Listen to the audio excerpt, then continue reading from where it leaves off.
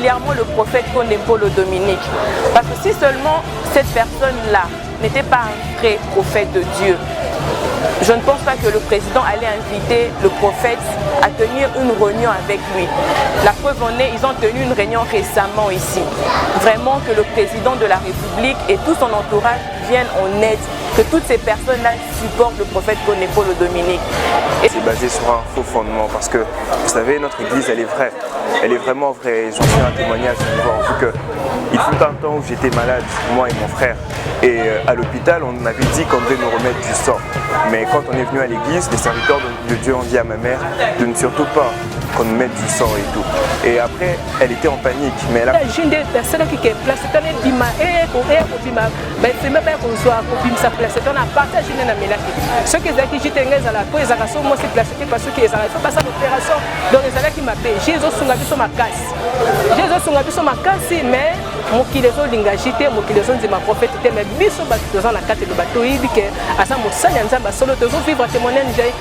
confirmant soit na ba organe où existe où il y a contrôle yamboka, mais par-dessus tout il faut que juste une inspiration spirituelle.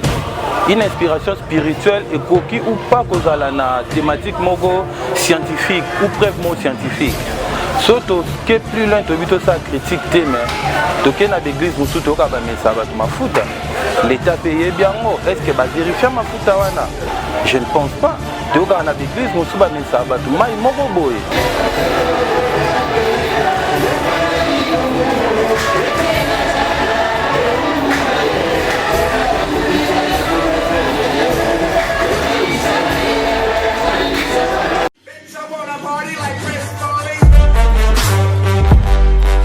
Vous êtes à la mission partout dans le monde. Alors, Tozali na Kinshasa, capitale de la République démocratique du Congo. Tozali na église locale ya Libananzambe na Delvaux 1. Oyo ekamamaka na moko ya basali na Nzambe oyo ko accompagner mukumba oyo secondaire spirituel prophète Konepolo Dominique azana yango. Tozali na Mosakoli. Amen Mos. Amen. Journaliste. Ngai na yebi kombo kasi soki muta tali mbala liboso bayiko ba kombo na mobimba kombo ngai Mosakoli Verlin toza on a cellule ya Delvaux na église na biso eloba na Nzambe en église combien de bandimba komi nombre bandimba oyo kamba bon bandimi toza au moins 1000 fidèles. Oui. L'hôtel Mamboula, au moins quand même 800, quelques bâtiments pour Mamboula, mais nous allons au moins maximum 1000 fidèles. Mosakoli, aux sans ignorer, nous sommes l'église, nous avons acquis l'homme de Dieu, nous avons belé, mais nous avons le bâté. Nous avons Motuna, nous avons immense baptisation, nous avons été serviteurs de Dieu. Au accompagnement de Minampolo. Bon, autre loba, tu se référer mingi na écriture, Bible. Et comment il y a un moment où baptisé Jésus, azaki innocent. Et jusqu'à ce que baboma qui azaki innocent, innocence na yezalaki prouvé que il était toujours innocent à tel point na simagnon sans amba pese gloire. Lelo nenge bazoko accuser l'homme de Dieu. Bazo mona po ayena lobby constater pe bazo ko accuser na makambo za yangote. Alors eloko toko loba na ba sali nyoso liloba bandimi liloba même o baza bandimité même o baza ba pasteur ba simba Bible o bateyaka. Et Seigneur doit soutenir un prophète de Dieu parce que un prophète de Dieu a muto azong sabat nanzela. Toko sala erreur au ban Israël ba sala kite parce que tango ba bomaki Jésus ba senga ki makila na bango ya Jésus etanga likolo na bango na bana na bango mais Jésus a sengela bango pardon mais après Israël bazaki détruit vers l'an 70 guerre ekotaki temple ezalaki ba renversaki yango total même na histoire na carte géographique Israël ezalaki soute parce que ba juif ba salaki refuge ba ke partout parce que bango basengaki makile tanga donc place makile tanga za bien te Alors le long de tous à l'homme de Dieu, biso basambe to soutenir parce que ayeko laksa biso lo lenge mutu akozonga epa na Nzambe. Mais lokolo aye nango bato balinga kozonga epa na Nzambe te bato balengi kokende na nzela ya mokili. Ça tel peu bakisation zoya, mais na bakisation nyonso toza ba totikal ba optimiste que toyebi ke Nzambe akolongisa. Mais loko to tirer to pesa basambeli mayele ke bazonga ce matin na bakisation.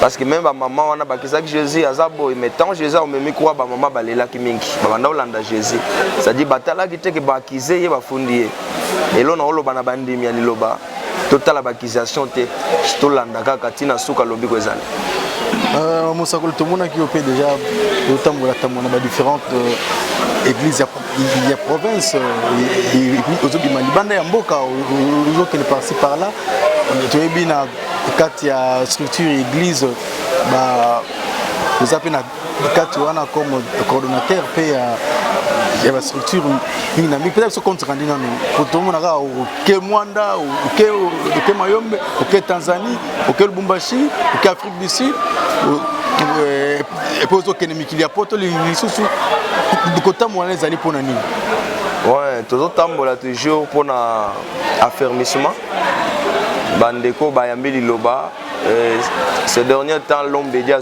tenté à retambola bisika wana quand to kende za pour na motiver moral ya basali na moral ya bandimi pour que l'église na biso ezala assu toza naza coordonnateur ya direction ya fraude de fonctionnement bonne marche église nyonso biso toza na totala pour na ko landela place eza moi bambiloko mike za photozongisa na nzela voilà objectif na biso rotambola ya kokende par-ci par-là tozaki na mwande lekaki bien boma matadi donc mercredi toza na Lubumbashi parce que après Lubumbashi toza la tournée ba pays za pembeni Zambie Mozambique ba place nyonso église ilobezali totambola juste pour nous passer un message à l'homme de Dieu que ata to côté bandimi baza 5 baza ya liloba que l'homme de Dieu abi bango aza des cœurs de loin ou de près spirituellement zana bango ensemble on a bazala toujours affermi voilà objectif totambola nango yango nous avons le vernet qui nous subat na poto Canada par-ci par-là mazamu ni mailobate ni no koyebisa bango et donc ba Kinshasa ba komona ndenge nini parce que toza mosakoli ozo kumbela masolo kasi message nkolo atinda bino pe opona ba paye neni mopagano roya vers Christ et c'est surtout le loba nzambe boza ba végétarien mais message no okopesa surtout na diaspora baza Holandao na libanda mboka oui bande nyonso baza na diaspora to pesi bango mbote mingi na komba Jésus Christ Nazareth tout au diaspora c'est-à-dire les bateaux bazaki na mboka mais bazo vivre ailleurs kokende na bango kozala o bazali ezali nzambe mutachaki loboko alors na isiki ezali na mboka bango bazali balanda rythme ya bapayate c'est-à-dire bapaya za makamo nzambe abongisa te makamo sata bongisa chana mitwa bat bazonga ke tia babota maki ti bakola ki ti ba déplacer ba komi na bamboka wana nzambe muta permettre ki bango bazala ba reconnaître nzambe wana et surtout ba bossa na te surtout nous les africains nzambe pe atindi moto wa yena lilobo po tambo même na mindele bazondima oza journaliste ya munene oyebi pasteur moko aza philippien andimela ki liloba na Bruxelles ba passer moko baza ba belge bandimeli liloba baza ba blanc le temps bazondimela ba miga voilà cet homme auto banda kozela mingi yeyo aye pourquoi biso bandeko ba noir bandeko ba congolais auto baza libanda ya mboka to soutenir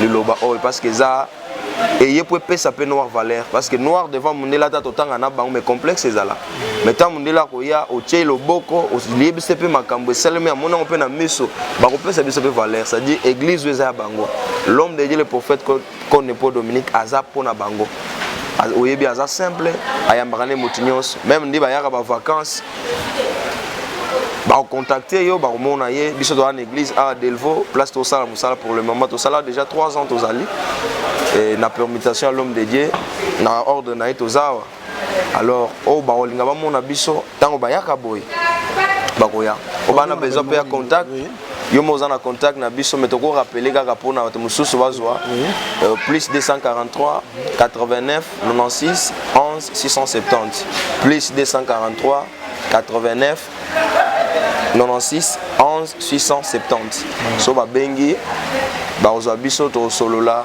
potoza basakoli ko sakona biso za to pesa prophétie à l'alerte to pesa prophétie en direct à TVT mutu abengi to solola o nzamba ko yebisa yebiso nzamba ko kebisa pour moto azonga na nzela parce que prophétie ya solo ezala bazonga sa mutu na nzela ya nzambe c'est ça rôle ya prophétie za okanga batu bandokite rôle ya prophétie za la teke yo batu bazoloka yo fo to sambela bakufa non rôle ya prophétie ezala rapozonga sa batu nyonso na nzela so mutu akopengwa kozala musika na nzambe azonga na nzela po azala na nzambe ensemble pendant vie na ye mobimba.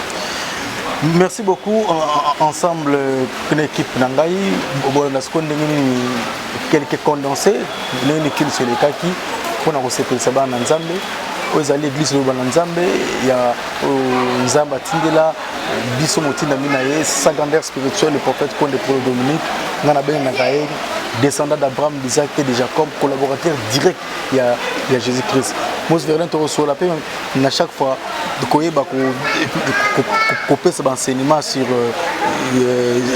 la doctrine de l'église, sur la magie et puis sur l'historique de l'église et surtout pour Kolia Misuni, faisait biblique, toi biblique, bébé Misuni, ça va être bête en fait clairement pour au limbo les sous na bato o nyonso mutu mususu azana posa o ekota yiloba mais ah Misuni atika Misuni biso tout oyo to ba ko dame Misuni fort mais grâce à yiloba to tika pourquoi ko tika Kolia Misuni pour expliquer makambo ya les quatre êtres vivants pour expliquer makambo loyembo pourquoi to yemba loyembo libanda te banze moto yemba pourquoi ezarani nyonso wana to no solango malembe est-ce que vous êtes d'accord?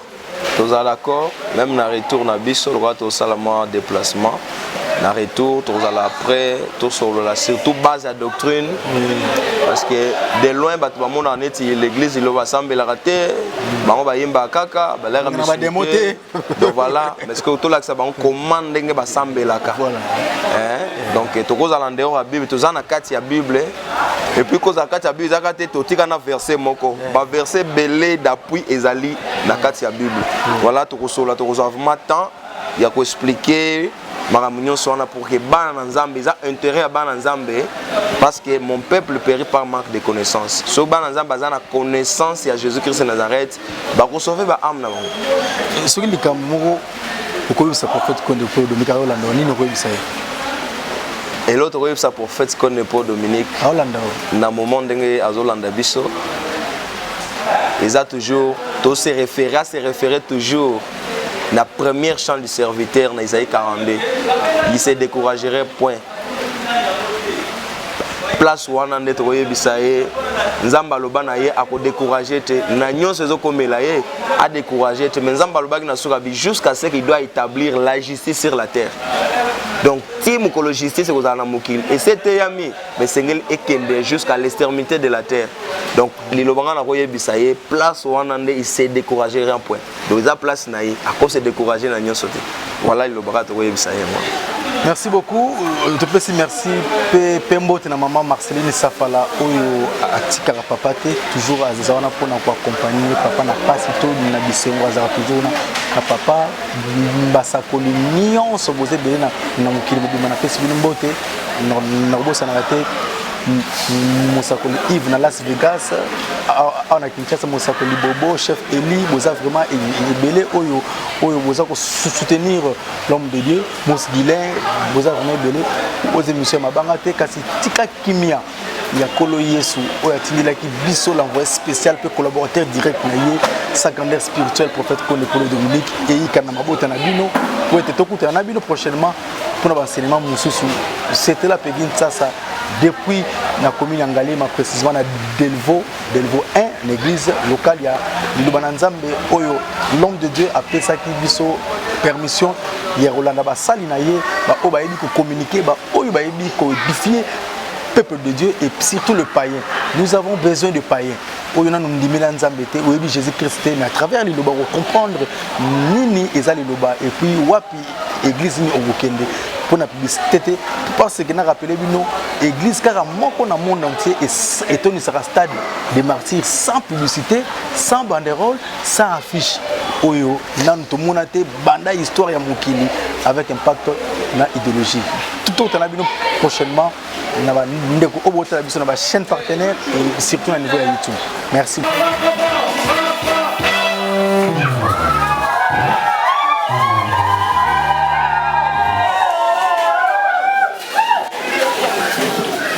Et c'est mon amour, parce que je viens de mon élan, mon alibala, na mwana na pate.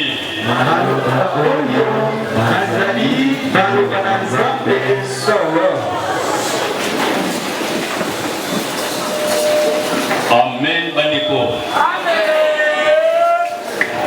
Amen, botana Christ.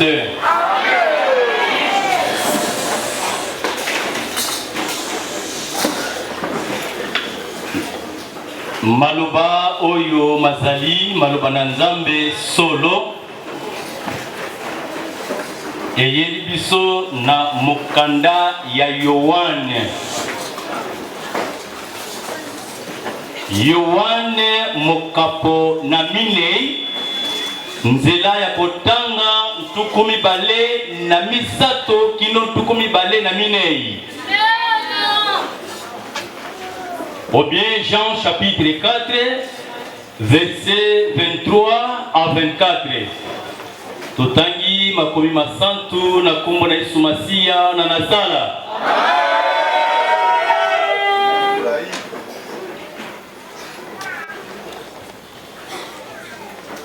Kasi ntango ekoya ejali sasa ipi.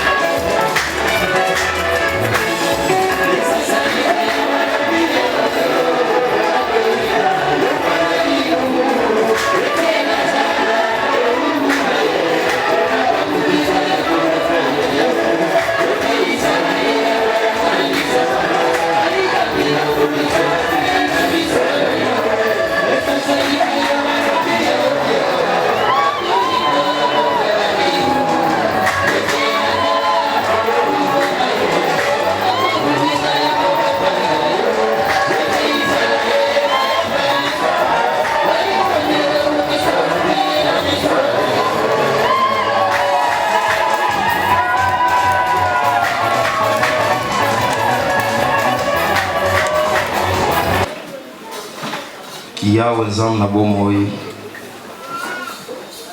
oyo apesi liloba oyo po ete ezala na mokili oyo atindi moumbu na ye le prophète Kone Paul Dominique mpona kozongisa libota ya Nzambe na kati na nzela sika ete boboto mpe bolingo na ye esalela moto nyonso.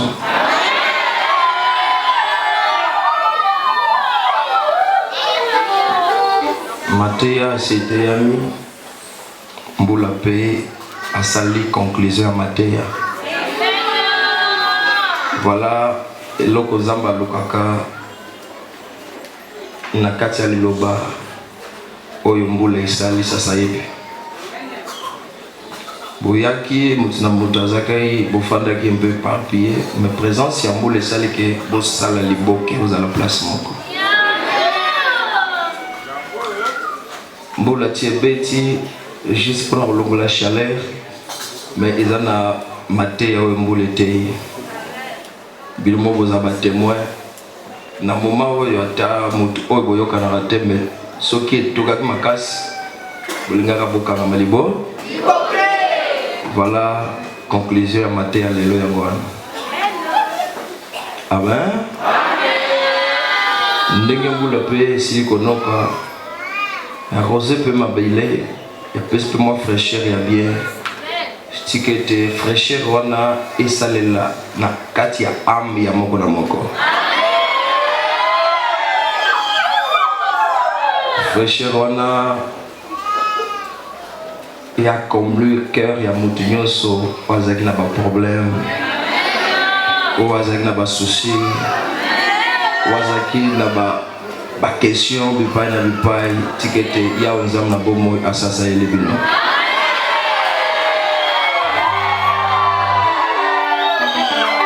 Amelgota libota oyo nzamba bongisaki esambela nzambe na ndenge ya solo parce que bakomi na Bible na lingala basambeli ya solo mais en français babi les vrais adorateurs. Quand Jésus a dit qu'il y aura des vrais adorateurs, c'est parce qu'à mon avis il y aura aussi des faux. Amen. Donc parler là sur les faux adorateurs, c'est celui-là où à Kendaka Église à Keika pour ça la demande pas dans Zambé. Ils savent pas où yazoluka na katia ressemble là. Bah faux adorateurs à Kolamo Kapena Tongo 4-5 heures à l'église mais kofinga tikité koswana tikité kotonga pas tikité ma vie na ke kosa mais pas nzamba zo considérer le kola faux adorateur. Amen. Bah faux adorateur à kofanda dans l'église du 30 à cause la 100 jours il y a jeune veillé croyant que ndengaza l'église ndé atiki mabe mais pour nous ça la concept que naye ko lukanzambe na tika kolia voilà bah faux adorateur parce que Jésus le bas qui vous adorez ce que vous ne connaissez pas. Voilà l'homme charnel asalaka o makambo o ayebaka te ososolango mais un homme spirituel esengeli a discerner ni on a kosala ni on a kosala te. Oh, priez Dieu en esprit et en vérité. Moto atiki nyonso mokili akomi na losambo ya molimo azui engagement aux sacré vis-à-vis ensemble. Maintenant c'est l'Éternel Dieu nde abanda ko contrôler motema ya mutu wana na makanisi na ye na elobeli na ye na bizali na ye nzamba banda otala su réellement aza na vérité vis-à-vis na za mutu nyonso aza na mokili asala meli melo asangisa na malam asangisa na mabe asangisa na ndambo lukuta pe na ndambo vérité. Mais pas en Zoloba, ce sont là les adorateurs que le Père demande. Au Bassambe la Nzambe na Molimo Penaso. Alors Moutoazo Sangisa na Lukuta na vérité wana aza na katia confusion. Molimo o yelibiso eza molimo confusion te. Amen. Amen bandeko. Est-ce que Bassambe nyonso baza l'église liloba? Vous contempler vérité. Est-ce que réellement vous semblez ensemble dans molimo? Parce que vous semblez ensemble dans molimo, ils ont la maïdion sur basbate bino na zelo eliloba. Muto yo la kisabiso makambo guide. o tata alati po te aya na tango oyo kozongisa libota ya nzambe na nzela. Voilà un titre d'exemple. Ba prophète nyonso ya kala o nyonso bazwaki na Ancien Testament. Ceux qui Ancien Testament ezalaki malamu, ezalaki modèle à suivre. Tolinga toza na Nouveau Testament. Amen. Ceux qui Nouveau Testament ezalaki complet. Tolinga toza révélation te. Est-ce que vous comprenez? Les apôtres wasalaki continuité, pas totalement continuité, mais batikala toujours. Côté sa parole, il y a Christ ici qui est comment quitter. Mais par contre, ils allaient qui a mobimbaté parce que vraiment va témoigner, nous connaissons en partie, nous prophétisons en partie. C'est à tel point révélation, l'Apocalypse, où il y a Makamunios pour nous relaxer, il n'y aura personne. Oya côté ya le sambo ya solo ce qui a été na ino lisumuté le sambo na et cause la vide. Et jusqu'à présent même biso na loba to comprendre lisumu c'est quoi? Amen. Moïse a commencé Bible dans sens mot un peu figuré dans mystère ya création. Moïse a vécu la création, mais il a été inspiré par Dieu lui-même. Inspiration en Zambé, ils ont rendu bato bakanisakate. Amen. Bon raisonner bandoto nyoso bolotaka. Est-ce que bokanga makamno so bolotaka na ndoto? Mais quand Dieu inspire quelqu'un, oya poni po koma, c'est-à-dire mémoire ya mutu pe akobosana. C'est l'Éternel qui a bel bien inspiré. Car il est écrit, toute écriture est inspirée de Zamba a inspiré, mais Zabatunde Bakomi. Et Batubakomi na diverses traductions. Traduction à Brésali, traduction à grec Brésali, et traduction, plusieurs traductions. Et dans chaque traduction, il y a une introduction. Mais traduction valable. Et d'après les textes originaux des Grecs et des Hébreux, comme bien Adam na Ève, Balia Kimbu. Et pas mal de ça ne va pas nous compliquer. Kimbumango et Zanin. Mais la moukili saute, qui va bomber, qui va en tant que souffle de vie, va comprendre.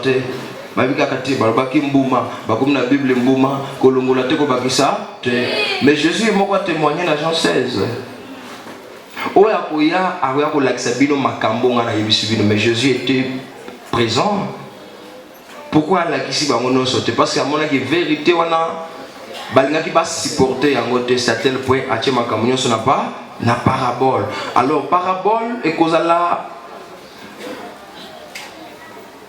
expliquer à travers le Saint-Esprit. Nous avons l'Esprit et le Saint. Batunyon so bazara na molimo mo santé. Amen. Mokili mobimba mutunyo so ko so molimo mo santé. Tous en a Saint-Esprit et ça combien? Tu es par un zembo. Zambe tata moko. Moi na pemo. Mili musante bele. Moli mosan. Santo pe moko. Nzambe moko ya libe. Ya libela. Ça dit moli mozala kaka moko. Au moli monde Jésus a appelé ngo à cause la consolateur. Mais la quatrième chant du serviteur, dans Isaïe 52, lobby, de même il sera pour beaucoup de peuples un sujet de tant que son visage différait à celui des fils de l'homme. Aucun autre sujet de joie aujourd'hui. C'est l'événement de cette église. Avènement de cette église. Oh, cette église est incarnée moutoumon que le prophète connaît pas le dos. Donc quand il est parmi nous, a un sujet de joie pour nous les fidèles. Et ça, mon amour, c'est ce que le prophète ata yebiso makambo eza pasi mais ezala mo esengo mo boye oyoki maloba ya mubumbu na nzambe tolobaka yango bien komona basala nzambe eza bien komona badocteur de la loi badocteur en théologie basimbi bible eza malamu mais kokutana na un homme de Dieu epesami na moto nyonso te bato nyonso bazalaki na Israël na ntango wana bamonaka Jésus te de même que bato nyonso baa na Kinshasa bayoka prophète kone bamona ye te mais yo moni ye amen eza mpe na mosusu ti bakokola ti bakokufa bakoyoka kaka liloba prophète kone me batikala komona ye te bakopusana mpe pembeni na ye te mais nzambe apermettre nga na ye tomona ye nzambe apermettre biso na ye tozala pembeni na ye bato nyonso bazalaki pembeni ya Jésus oyo bamarkaki malamu bakomona bango ekomami na Bible biso mpe kombo na biso ekokomama malgré bakotiango na Bible te parce que baclôturer déjà ekozala na livre des souvenirs même na mokili oso osali baacte ya malamu kombo na ekozala ineffaçable même na sa moi motu moko akolongola ngo aza te satele mpe bomonaki na temps ya voir assurés bazalaki na livre des chroniques des annales mpona kozwa bato nyonso kotia basouvenir ya malamu oyo nyonso basaleli roi malamu et boyebi bien l'histoire ya Mardoché na Aman. Qu'est-ce qui s'est passé? Quand Aman a conspiré contre Mardoché, Aman a poussé Mardoché pour accueillir la montagne pour mobeko pesame roi et sengele motonyo soit fukamela. Mais Mardoché na coutume juif ba ko fukamela motote à part ça. Mais nini sauvaki Mardoché? Rien que souvenir à malam. On va checker dans le livre des chroniques des annales. Amen. Même yo te à présent, sambela na kati église oyo. Luka sambela nzambe na molimo. Nzoto ezalaka na ba besoin belé mais mutu asala effort ya accomplir yango. Mais o tali bosenga molimo mutu akipaka yango te. Et na kati vers chapitre Jean 4. Ils en a quelque part Jésus a eu 15 ans, la porte va que le cabile à Rolia. Retour va y billet, Jésus a si bon on a signalé. Ah, la porte va t'en amoussoun. Moi sur ya l'ambela qui est à la guerre ni Jésus à répondre bien. Ma nourriture est de faire la volonté de celui qui m'a envoyé et accomplir son œuvre. Et nourriture à Jésus a lié à ça la volonté à Moutou Tinda qui est. Nza? Voilà Moutou à Sam Molimo. Oh, tu as un ensemble, au salam pour le Cambomoté, au salam pour la Onyo Sokanisarate, mais résistance na yo, aux ana pour na obligé, aux ala la obligé adoration pour naza. Néanmoins, c'est le loi adorer nzambe mikolonios, ko adorer, les mots adorer, et l'ingé le bané. Bien que na l'ingé babi ko sambela, na français le balobi adorer. C'est-à-dire, les nyons sont dans la moukili, merveille nyons sont comme on a moukili. Mon côté spécial que les kanzambe zate. C'est-à-dire, nzambe alinga expliquer batou, nzambe za liboso ya makamunyo. Même avant yo moko milinga, yo moko folinga na noza. Parce que commandement ya monene collègue zali aimez votre Dieu dans toutes vos pensées. Amen. Donc les nzambe na yo, na makanisi na yo, na mutema na yo. Voilà place où il faut adorer. Donc, il faut savoir adorer Dieu. On adorer Dieu, il faut comme la commission, dans une journée, non.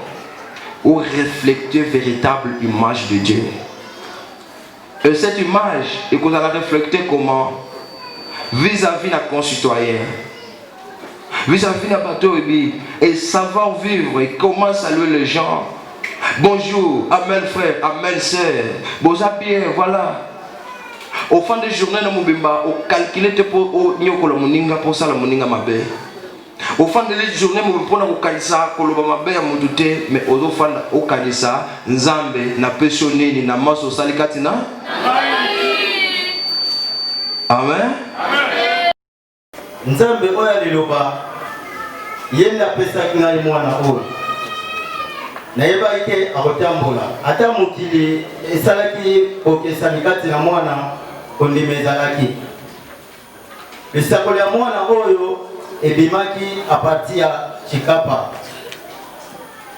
eza na mosali moko alekaka awa abengaka ngai na 9h ayebisinga papa ninga ndenge nini libota nga alobi libota mwa kime ezali me eza na mwana moko atungisa alobi eza ya solo butu mobimba preske namoni ndako na yo na pasi eza na mwana mais sala effort omona prophète soko omoni prophète te mwana kozala mpenza koka ya koka epuis velo ya bakoka eza liboso ya ndako na yo ndenge bayebisi biso na kondima nyonso nayebisaki mosi boye nayebisi yeke soki nzambe akotinda moto akozala permanent mpo na ye na vi na ye mobimba po akumbaka ye po akozala na posa akotanga akozala na posa place nyonso akokende bamemaka ye wana nga nandimike mwana azala koka mais soki akotinda motu te naza na kondimaki nzambe aliloba akoyokisanga soni te mwana kotambola mosi ayebisi ngai abraham ekoko na kondima nandimi amen après na bolingo na tata nasalaki effort ntongo etali tokena mwana na matete ntango tokomi na matete prophète alobi kokotilanga mama moko aza na mwana moko aza na mokongo bakotisi baprotokole bakotise azwi mwana atie motu na se asimi na makolo mibale abandi kobalola ye abaloli nsima nango alalisi na makolo na ye azwi mosapi na ye oyo monene abendi kolone na ye ntango abendi kolone ayebisi se kende mama apesa yo ji mpo bamase nzoto mobimba apres bake bamase ye seri wana mpe ndeko na bino nazalaki na chômage nazalaki na mbongo te mpona kosala stagie mais kondima oyo bate ya biso kaka na ntina molimo navandisaki kondima wana vraiment mwana oyo ntango prophète apesi biso ji wana ere toye na ndako tobandi omase ye ntango eye kosila jour oyo mwana atambola nayebisi se lelo petit pierre fo atambola ye alobi na ndenge nini nga nalobi naza na kondima mwana nanga lelo fo atambola kende otika ye pa mama kuna afanda na journée mobimba kuna nde akotambola ere wana tofutela na nsima awa toye tozwi lipamboli apres aketika ye kuna pa mama abana kofanda na mwana amonika mwana mbala moko asimimi abandi kopusana apres atelemi atiki maboko ntina ndenge atambolaka ndenge aza boye anguluma te afanda mpe te ndenge betape mwana nyonso alekaka yango soki bazoteya biso ke tozwa kondima mpe tosambelaka na molimo na solo totia yango mpe na misala nkolo ya liloba akoyokisa biso soni te lelo akomi na 6e yango na remercie nzambe lokola bilemo nyonso ezalaki satan alingaka abebisa ezonga normal yango napesi nzambe ya liloba merci amen.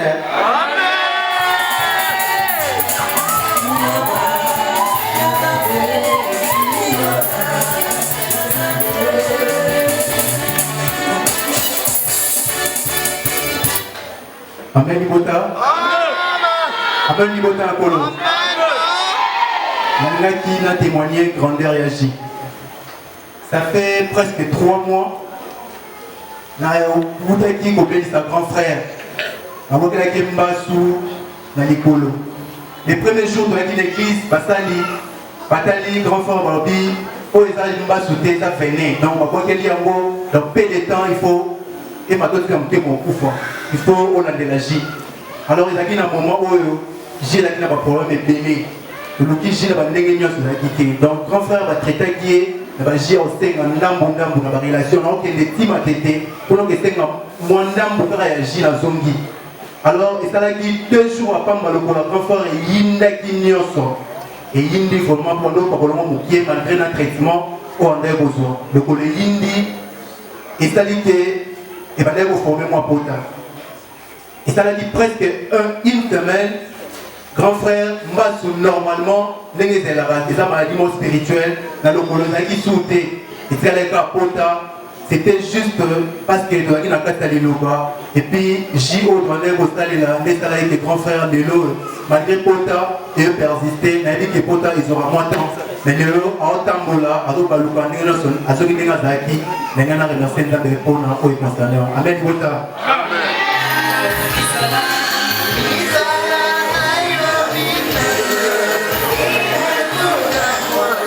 amen libota nzambe alelako loba plutôt nango asali ngai bandeko nakenda voyage epa na biso okoma nakoma boye après une semaine nasaki boye nzoto nyonso komi nzoto nasaki pene komi moto na binini boye naye na ndongo mboka wana nazalaka nalikilaki mboka mosusu wana okoma nakoma boye nasaki mpe apata 4 heures nasaki loko komatanga boye yoka moteka omoswana mopriere moso na kufi après c'est dans la bonne ba ko nalali après 5 minutes la saki mo li maison si c'est ngati pesa ngaji non putain na leki na porte ndako na telemi na komo ngi manzemo yawe nzambe nanga o yaka osunga na saki mo li maison et c'est pesa ngaji c'est la pesa ngaji na telema ko sa bina ke tiro bana bikita ngora na kei na fin après 2 mois après na senti boye susu lokolo passe na top niveau na bengi basali singa yo polo wa sikoza pour melingi makasi na so sali na sali après 2 jours passe na photo échanger photo maman prend na photo prophète na la tango awa na biso na bengi c'est kene la kebe basali ce que ça nous a des à place à 15 minutes c'est à bengi basali bango baye to pasuma kuta boye to salon boye te ba nganga boye ngati tenga na ko ta na nganga te sala na boye baba isi a console de l'hôpital na l'hôpital so l'hôpital na ba la sala o ba ke l'hôpital o kiri so bo na kiri ma tete boye na ta ta frère ma tata na biria da isi c'est ça ma réseau avec basa c'est comme ça à la traitement ya la l'idée après quelques jours va ça dimanche à demi on a quand même bon ça ça quand on a la territoire la biso ça va des jours à colo on met à 3 heures la bengi ça nous faut pas pour faire comme que on a tango la serre colo na nous faut même sur la tango sur la na sur la tango kaka sina kaka pantalon on dit la kabomoka la senti blé quand moko vacances qui là la senti blé là il faut ça des ça on a dit que dans la journée pour prophète dans la prophète la suite la parole si J la parole boyer on a fait ça dans le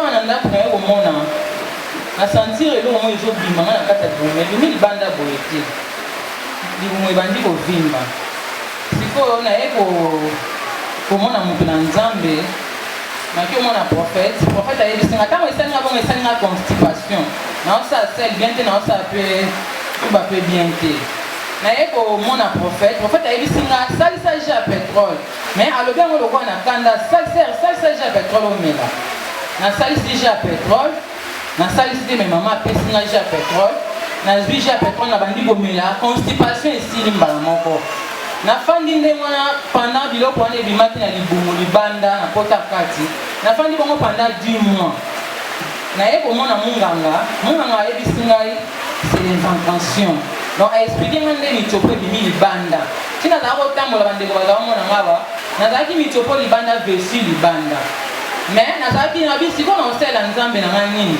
po ayokela ngai mawa abikisa ngai naye komikitisa nabandi kolambela basali na bandi kolambela basali lelo te bandeko na banda kolambela basali banda na 12e vie na banda kolambela basali na osa pêche na kolambela basali tozali na badocteur Sevane baapôtre Ndembe tozali na basali ebele na banda kolambela basali depuis kala kolambela basali bandeko kosunga basali eza na lipamboli makasi moto akosa bino te kolambela basali eza na lipamboli makasi na bina zika moto mpona basali nzambe ayokela nga mawa na banda kolambela basali nazolambela basali prophète alobi fo babandela na leli na bi nzambe prophète atali nga na miso alobi kobanga te kende babandela nakei nakute na docteur tosali badémarche nyonso babandeli bandeko eleki na kimia lokola papa ye moko alobaki eleki na kimia sans problème par rapport oyo liboso na sali docteur baosala yango opération na poti na kati baoluka mosisa mpo batia anesthésie ndeke moko atelemi na fenêtre mokolo bazala kosala opération mbula ebetaki ezalaki jeudi première jeudi oyo mbula ebetaki na elanga awa ndeke wana atelemi na fenêtre azotala ngakaka azopola mbula me azotala biso kaka na kati baminganga balobi ka ndeko na yo ayekola ndoti awa yo oliaka bango te bayebike na sambuta liloba babi oliaka bango te alandi oti na sali zopita ndenge azotala azopola mbula me atelemi azotala bango natali mpe ka ndeko ngo na bangi naye naloba bango bobengana ye me esiko bobinanga te babengana ye te balalisinga babominga basali basilisi baminganga bayebisinga ye ndeko no azelaki yo ti basilisaki nde akei et après opération eleki bien nafai na hôpital naye kobima le lundi nabimi vendredi lundi nazonge pa papa ere nazokota atuninga azoseka atuninga opération eleki ndenge nini nga nabi papa eleki bien en tout cas eleki bien alobi o ezalaki liwa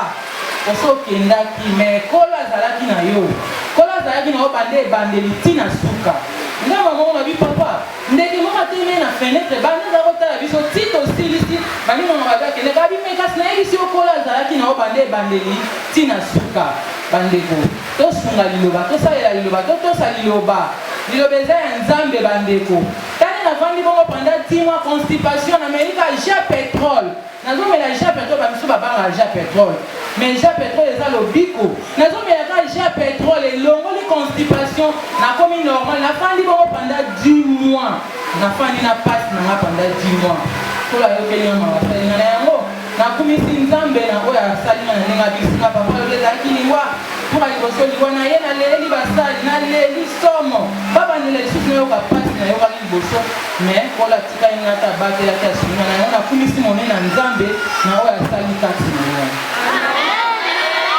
amen marie mutuka nalongwe depuis limedeti nakomi na bandal nakomi wana ayebisinga lobi jour oza nango eza moke makasi est-ce que moi kozala osunga comme toza pembe na ndako no otambwisa tokoma ti epai na otozwa jus nayebisi ndeko nanga bi j'espère que bitumba ya ndeko na yo oyo azobela ekolanda ngai te ayebisinga bi te ekolanda o te nademare motuka tokomi timo flori na zwi jus tozongi tokomi kaka na pont makelele bandeko esika pune wana eutaki nayebi esika pune eutaki te on a raté kosala tono mwana azalaki na nsima yebaki mpe eloko te azalaki akolala ndeko wana mopanzi pune na ndenge esika ebimi nayebi esika pune wana ebimi te eye ekotinga na sa motuka bato bazalaki obord ya nzela bayekarso moko ayetinga bime telemisa motuka oavanse lisusu te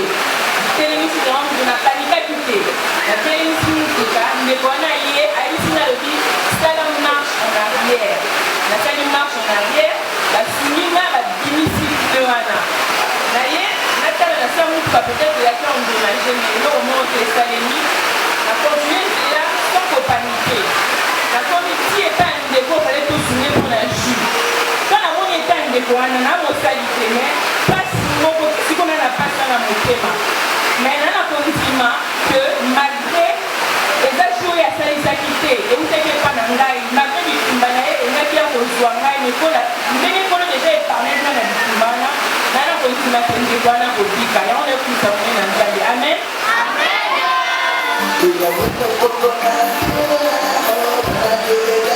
amen napena okomisa monene ya nzambe oyo nyonso azosala mpo na ngai na traversaki vraiment bamoment moko très difficile depuis grossesse ya mwana oyo ti lelo naboti nzambe asalelinga kobotela ekai na kimia kino lelo yango nakomisi monene ya nzambe amen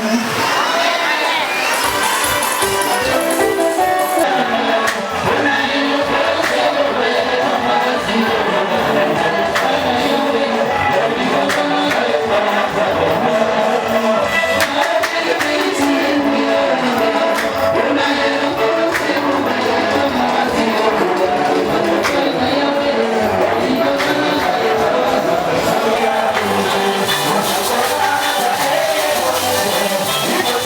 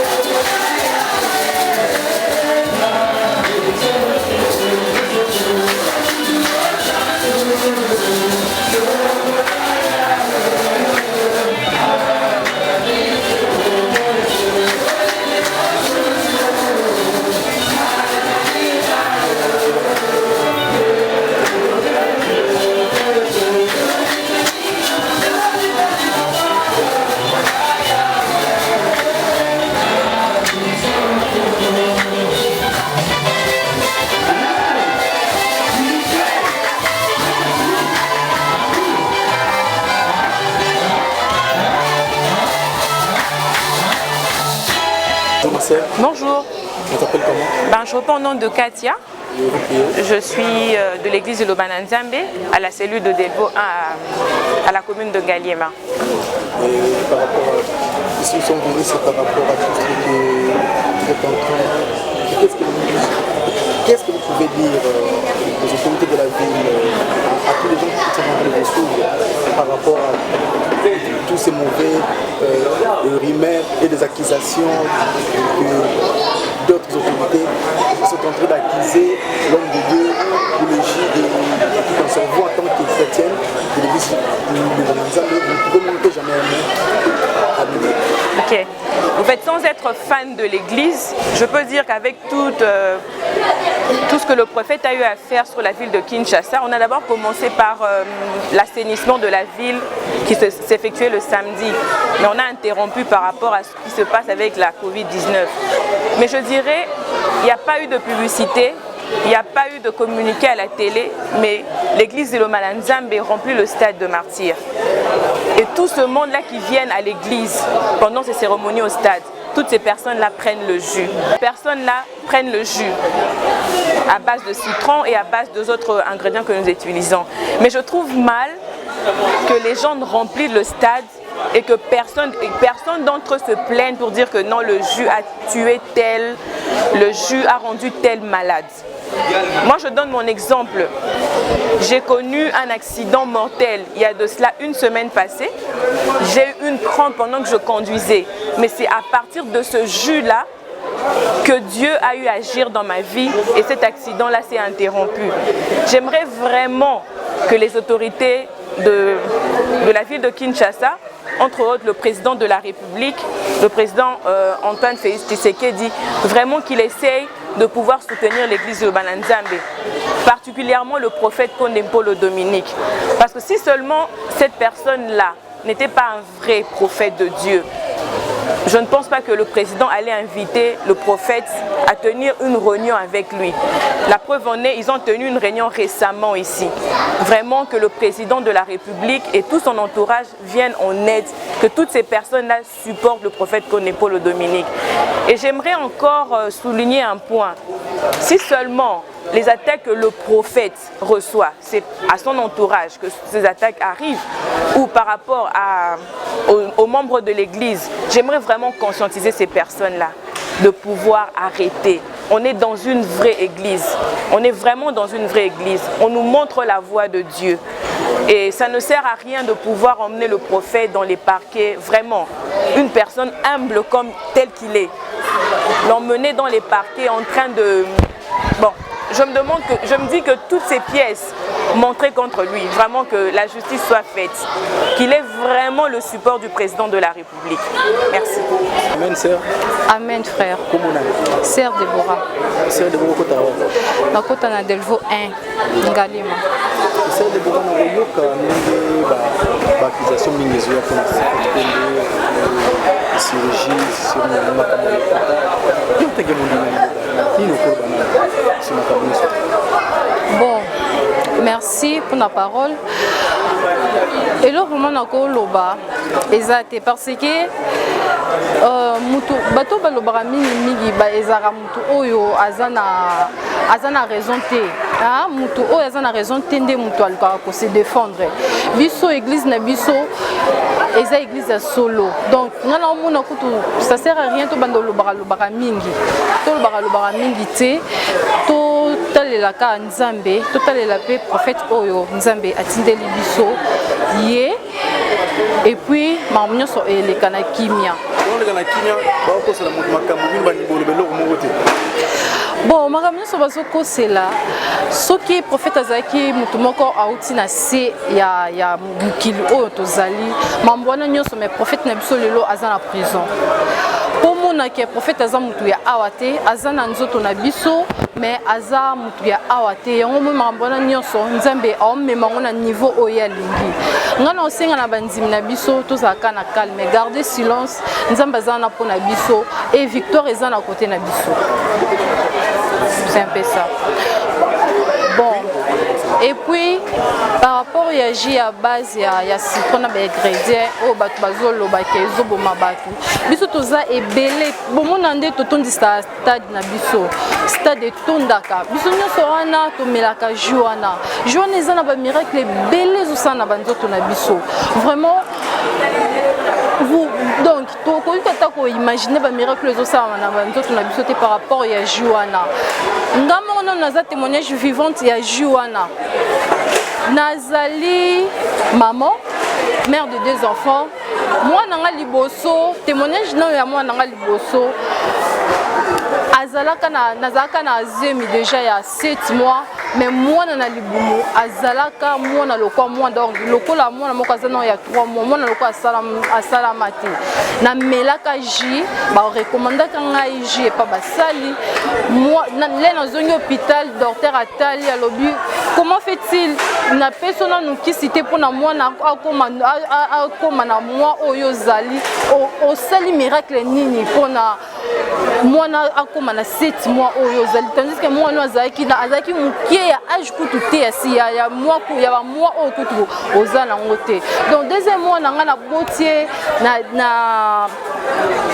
na 2 cm binomo boyebi moi n'a jamais akoko bima na 2 cm na libumu à travers ka jus o ba lolo ba oloba moi na nga mi balé na botier na 2 cm ba docteur kutu ba banda ko s'attendre même pas nazaka na salle d'attente moi nazo bima pona jus pona na melaka jus na mélange na onka passe na mélange moi na bimi na 2 cm na tika témoignage munene na hôpital na botaki siko eloko ezoboma tokobota na ba témoignage boye ndengeni eloko ezoboma tokozala boye en bonne santé boye ndengeni vraiment tosenga na l'état tele biso vraiment likambo oyo atala likambo o soutenir église aux églises en Nzambe eza vraiment église en Nzambe et minga olobeza te merci ka amen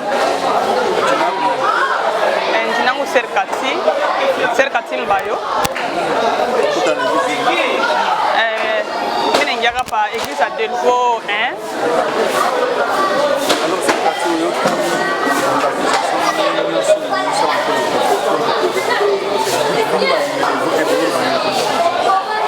bon pona chie bandimia batumishi à Delvaux utote Dieu a chie ba chrétien à Delvaux il est membre il est bena mulandia prophète Dieu na kati ya Bible pe basha kusema kwamba prophète wa bakweli bari mukatalaka Jésus Christ pale arukuyaka mbele batu bari mukatalaka Jésus Christ c'est par après pale Jésus akaenda ndio banakuwa kuitika sema Jésus alikuwa ni mtu wa bakweli anaanza alikuwa ni prophète wa bakweli ni mtoto wa Mungu hapa tuko na prophète Konde ni Mungu eko ndani yake yote bila eko nafanya ni Mungu eko na mtuma makisation yote ile bena kise ni Mungu njole ena mtuma donc ni na foi référence na mambo ya Jésus Christ bali mukatala bana mukombanisha alikuwa naponesha bantu kufufua bantu c'est ce qui se passe mo église yetu batu bena kufa na bena pona à travers la jus à travers la prière batu bena lamuka leo tuko na prophète Konde bana kwa kumulandia mambo kutoka départ à d'autres mimi naona kwamba ni vitu mwa bongo njoo ni mtumishi wa Mungu wa kweli ndio mimi nasema njoo yake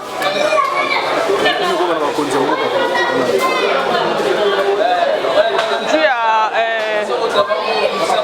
ba chef wa mgini bon mimi tasema kwamba ba chef wa mgini ba mu protéger prophète wetu njoo ni prophète ule Mungu anatuma hii ni wakati yake ba mu protéger ba chifatefate bile batu bena sema ndio para ile tumitasema ba chef wa mgini bapate kumuchunga na ba mu protéger njoo ile eko nayo ndani ya maisha yake anakuwa ni kuponesha batu asikwe kuua anakuwa ni kuponesha batu Amen frère. Amen frère. Kombo Kombo nanga Tony Bokumba. C'est ça. Nakotaka na cellule ya Delvo 1. Ndeko na maïmance quand il local qui passe par là pour les prophètes on a likaboko si mama machi so yo yo tant que ndimeli ndoba okozanga likambo lobate tant que ndimeli ndoba tant yoki makaboye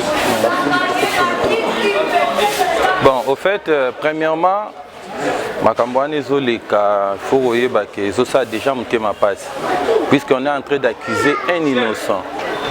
On a mis un message à qui tout qu'on a moukilé, baza ko accusé pendant qu'il est innocent.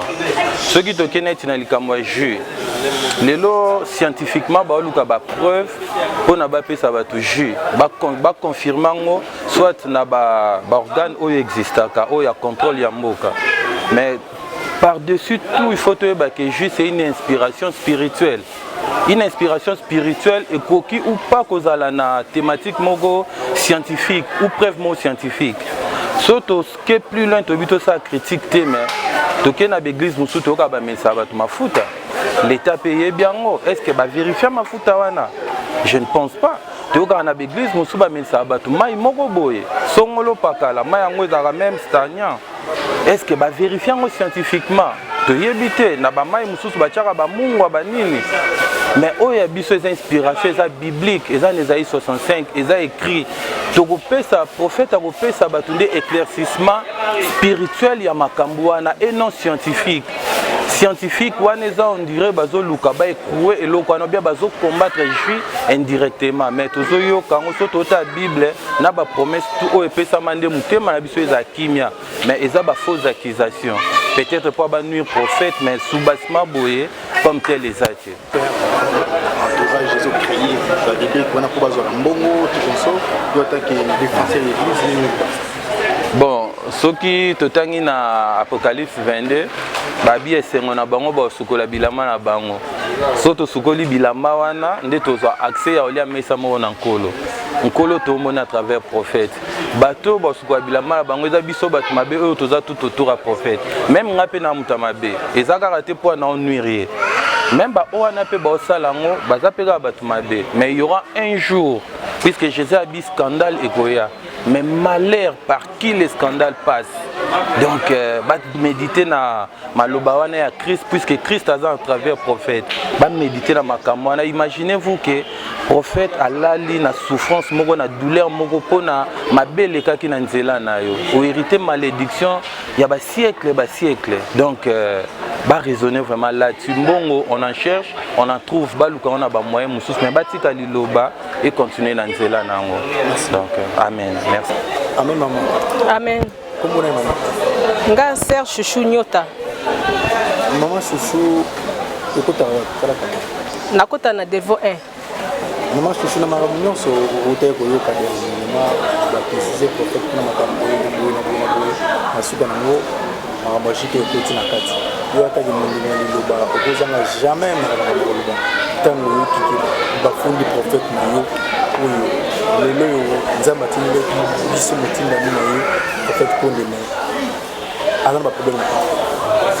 En tout cas, makambo wana esala ki passe makasi na motema na komona ke biso nde toza na kati toyebi vérité toyebi wana aza nane toyebi tina nini nzamba tine na kati ya mokili mais mokili bazo comprendre te biso ba toza na kati nde tozo vivre ba témoignage na kati toyebi ke wana aza motinda mina nzamba solo motinda na esika oyo eloko malamu ezali ba esika jama ezali kaka ezalaka pe mais esika eloko malamu ezali bata mabe bazanga kate pona kolinga ko bebisa makambo wana kozwa kozipa malamu wana pona mabe oyo eza na kati ya mokili mona vraiment makambo wana esiki passe makasi na concernant J biso toza na ba témoignage ebele neti nga moko naza témoignage vivant J nabotaka mwana nga mibale nazanga na infection na libele na nga gauche nakepa munganga telinga lobi na nga mama oyo eza kota motema eza mabe makasi mama en tout cas maman il faut ça ma casse il faut basalo pansement ba te mesh na kati il faut basalo basali ba singa bi so basalo ka bon et comme problème sous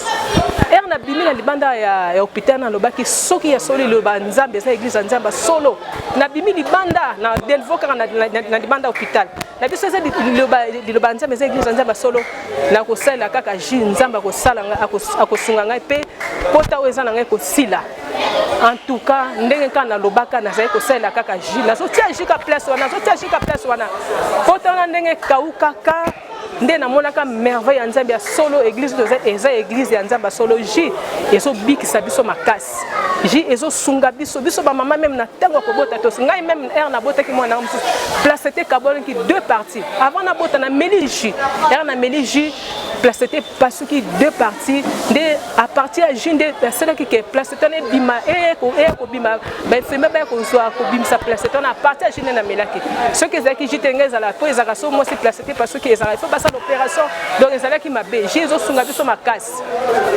biso makasi mais mokili ezolinga jite mokili ezondima prophète te mais biso bato toza na kati loba toyebi ke asa mosali ya nzambe solo tozo vivre témoignage na chaque jour vie na biso nyonso tout chaque jour tozo vivre témoignage ya prophète Konde asa mosali ya nzambe solo mokili bonzima eza mosali ya nzambe solo aye na lobi ko yepo abikisa milimo na biso amen na kota na selile ya Delvo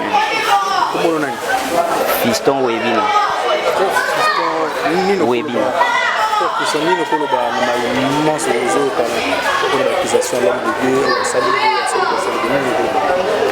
eloko nakoloba mpona bakonzi bayoka mpe mpona église na biso c'est parce que eloko prophète asali yango eza ye moto asali yango te mais eza biblique so batangi même na Isaïe 65 verset 8 bakomona makambo ya ji wana oyo bayo critique yango eza na kati ya bible eza biblique eza teke ya inventer yango ka bongo non eza inspiration nzambe moto apesaki ye nde aye kopesa yango epa na biso ezobikisa mokili mobimba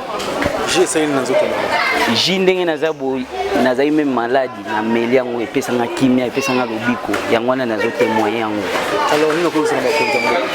eloko nazoyebisa bakonzi ya mboka baede biso c'est parce que ji wana eza teke prophète azosala yango teke na nguya na ye moko me nzambe apesaki révélation nde asalisi ji wana mais baede biso makambo ezolekana wana vraiment biso toosepela te. Merci. Amen. Vous vous appelez comment? Steve.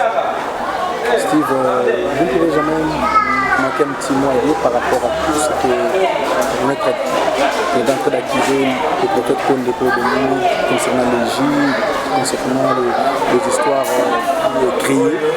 Qu'est-ce que tu peux dire en tant que chrétien de l'église de Nzambe?